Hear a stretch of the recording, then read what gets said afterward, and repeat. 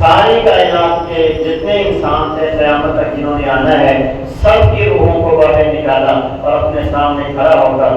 کھڑا کر کے ان سے اللہ نے توحید کا وعدہ لیا، جسے عہد الست کہا جاتا ہے۔ الست بربکم، کیا میں تمہارا رب نہیں؟ اس وعدے کے بعد اللہ نے خاص لوگوں کو یعنی انبیاء اور رسل کو ان کی کانفرنس بلائی، اللہ نے ان کی میٹنگ بلائی اور اس میٹنگ میں رب تعالیٰ نے ان سے یہ وعدہ لیا، وَإِذْ أَخَذَ اللَّهُ مِيثَاقَ النَّبِيِّينَ لَمَا آتَيْتُكُم مِّن كِتَابٍ وَحِكْمَةٍ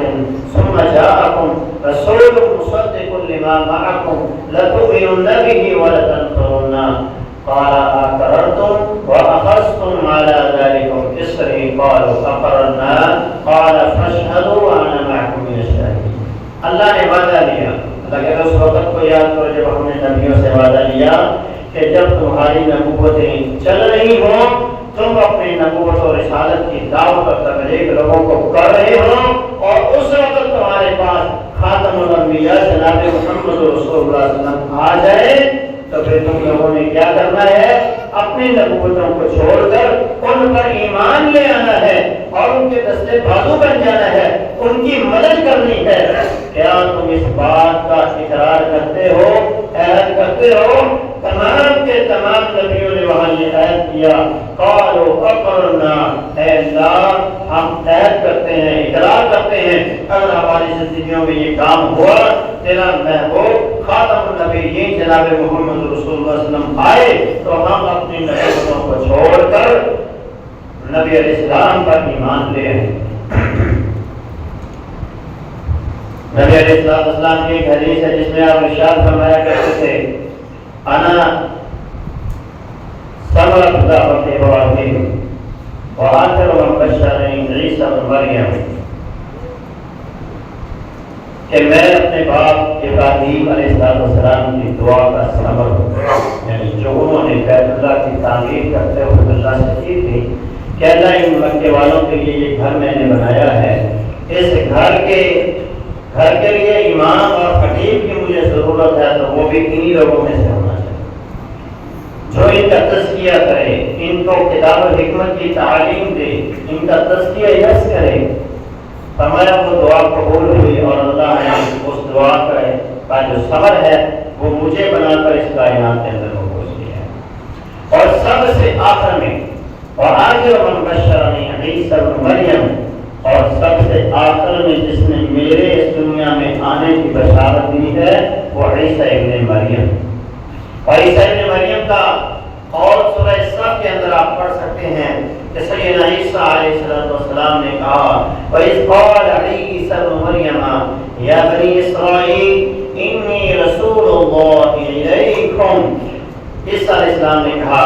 اے میری قوم بنی اسرائیل، مجھے اللہ نے تمہاری طرف رسول بنا کر بھیجا ہے، مُصَدِّقًا لِمَا بَيْنَ يَدَيَّ مِنَ التَّوْرَاةِ، جو میرے سے پہلے اللہ نے تورات نازل کی ہے اس کی میں تصدیق کر رہا ہوں، واقعہ ہی وہ اللہ کی طرف سے نازل شدہ ہے۔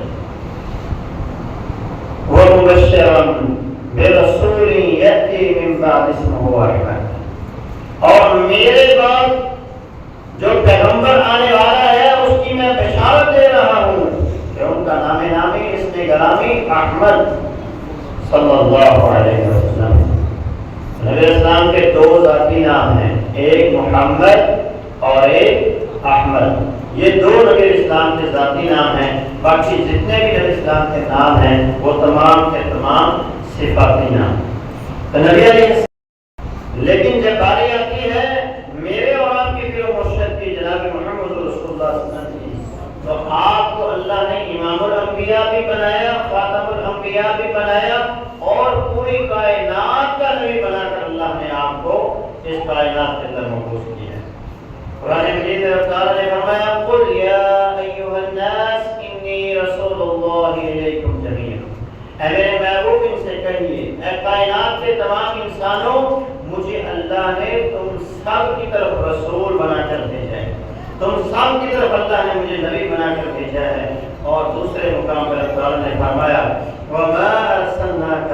إِلَّا كَافَّةً لِلنَّاسِ بَشِيرًا وَنَذِيرًا، ہم نے آپ کو بشیر اور نذیر بنا کافی کر دیا ہے، اب آپ کے بعد کسی نبی اور رسول کی کوئی ضرورت نہیں۔ تو آپ خاتم الانبیاء بن کر آئے اور کل کائنات کے تمام انسانوں کے لیے بشیر، نذیر اور نبی اور رسول بن کر نبی علیہ السلام کو اللہ نے بڑا مقام، بڑی عظمت، بڑی شان اور بڑی رفعت عطا کی ہے۔ ایک عظمت، ایک شان وہ ہے جو ہم لوگ بیان کرتے ہیں، ایک شان عظمت وہ ہے جو اللہ خود بیان کرتا ہے۔ تو جو اللہ اپنے محبوب کی شان بیان کرتا ہے، اپنے محبوب کی عظمت کو